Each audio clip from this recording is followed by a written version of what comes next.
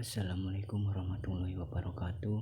Perkenalkan, nama saya Muhammad Iqbal dari Politeknik Harapan Bersama Tegal, Prodi Teknik Mesin kelas 1B semester 1. Di sini saya akan menjelaskan tentang dasar-dasar K3. Apa itu K3? Pengertian K3 secara filosofi, suatu pemikiran dan upaya untuk menjamin keutuhan dan kesempurnaan baik jasmania maupun rohania, tenaga kerja pada khususnya dan manusia pada umumnya, hasil karya dan budaya menuju masyarakat adil dan makmur. Secara keilmuan, ilmu pengetahuan dan penerapan dalam usaha mencegah kemungkinan terjadinya kecelakaan, penyakit akibat kerja, kebakaran, dan pencemaran lingkungan. Secara etimologi, yaitu merupakan suatu upaya perlindungan agar tenaga kerja selalu dalam keadaan selamat dan sehat selama melakukan pekerjaan di tempat kerja, serta bagi orang lain yang memasuki tempat kerja maupun sumber dan produksi dapat digunakan secara aman dan efisien dalam pemakaiannya. Sejarah K3. Sejarah K3 pada abad 17 sebelum Masehi,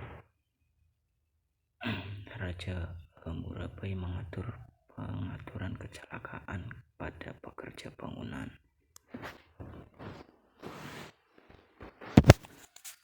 5 abad kemudian,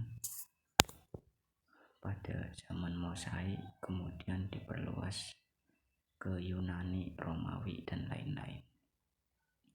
Masa purbakala terdapat catatan kuno tentang keselamatan bangunan yang telah diatur oleh Raja Hammurabi dari Babilonia pada abad 17 sebelum Masehi. Raja Hammurabi mengatur dalam undang-undang negaranya tentang hukuman bagi para ahli bangunan yang membuat bangunan rumah dan bangunannya mendatangkan kecelakaan bagi pemilik dan anggota keluarganya. 5 abad kemudian, yaitu pada zaman Mosaik, para ahli bangunan harus bertanggung jawab terhadap keselamatan kerja, pelaksanaan, dan pekerja-pekerjanya. Kemudian masalah-masalah keselamatan kerja meluas ke Yunani, Romawi, dan lain-lain, namun masih belum merupakan suatu usaha yang terarah dan terorganisir.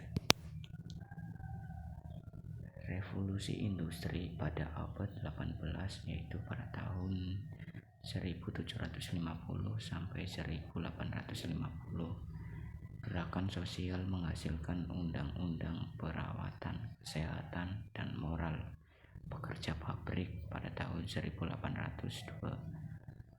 Kemudian pada tahun 1833 didirikan instalasi pengawasan dan pemerintah. Tahun 1844 diperluas dengan pengawasan mesin, penyediaan, pengamanan, dan melaporkan kecelakaan. Perubahan besar dalam bentuk maupun jenis kecelakaan dalam industri dimulai setelah berhasilnya revolusi industri pada abad 18 sebelum Masehi. Setelah pemakaian tenaga uap dan tenaga listrik dalam proses mekanisasi dan elektrifikasi di kalangan industri, muncul bentuk-bentuk kecelakaan yang lain. Dengan penggantinya batu bara oleh minyak, maka munculnya sumber-sumber bahaya baru dan mengakibatkan bentuk kecelakaan telah berubah.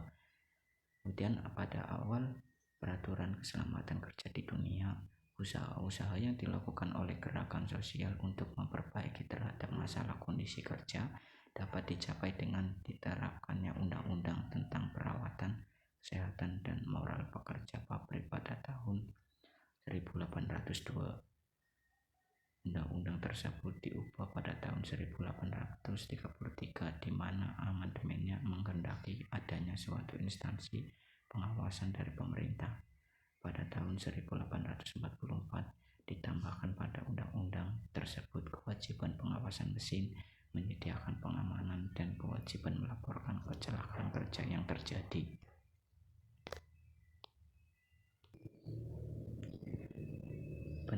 lambang berupa palang berwarna hijau dengan roda bergerigi 11 dengan warna putih dasar.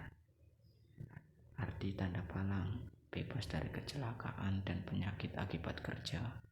Arti roda gigi: bekerja dengan kesegaran jasmani dan rohani.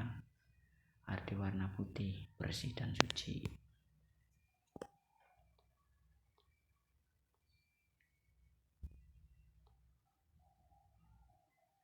Tujuan ketiga: secara universal, mencegah terjadinya kecelakaan, mencegah agar kecelakaan terulang yang serupa tidak terulang kembali, menjamin pekerja dapat mengembangkan potensinya sesuai harkat, martabat, dan dengan sebagai manusia.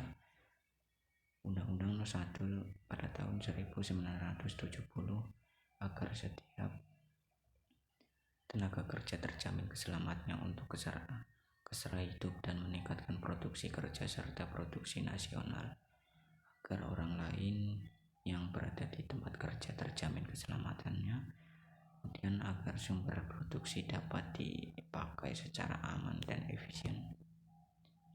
Hazard atau bahaya: sumber situasi atau tindakan yang berpotensi mencederai manusia atau sakit penyakit atau kombinasi dari semuanya. Danger merupakan tingkat bahaya dari suatu kondisi bila mana terjadi aksiden.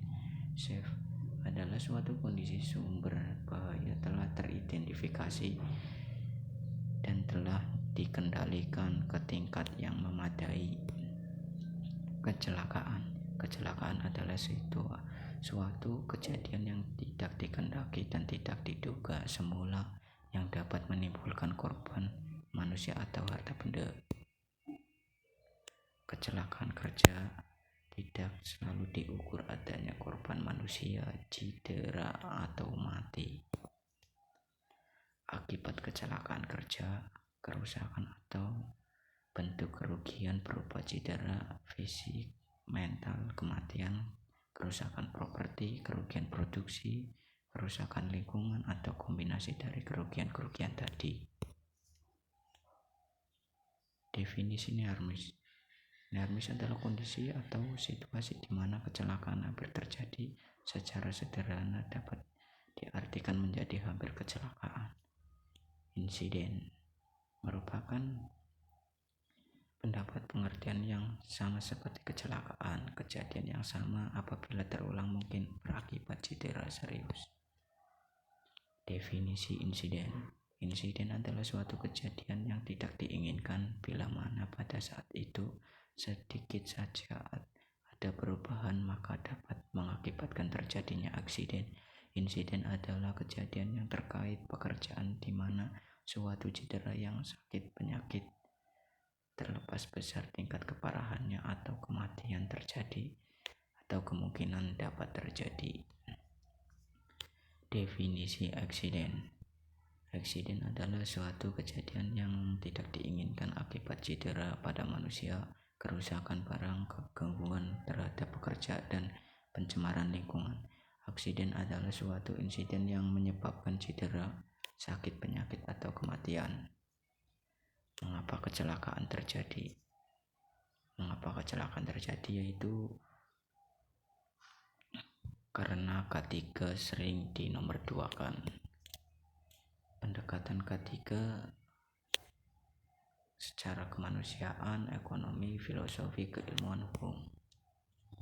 Pendekatan kemanusiaan yaitu kecelakaan menimbulkan penderitaan bagi si korban atau keluarganya. Selanjutnya K3 melindungi pekerja dan masyarakat. Terus K3 bagian dari HAM. Pendekatan K3 secara ekonomi yaitu K3 mencegah kerugian, meningkatkan produktivitas. Selanjutnya secara filosofi, upaya atau pemikiran dan penerapan yang ditunjukkan untuk menjamin keutuhan dan kesempurnaan baik jasmania maupun rohania tenaga kerja pada khususnya dan manusia pada umumnya.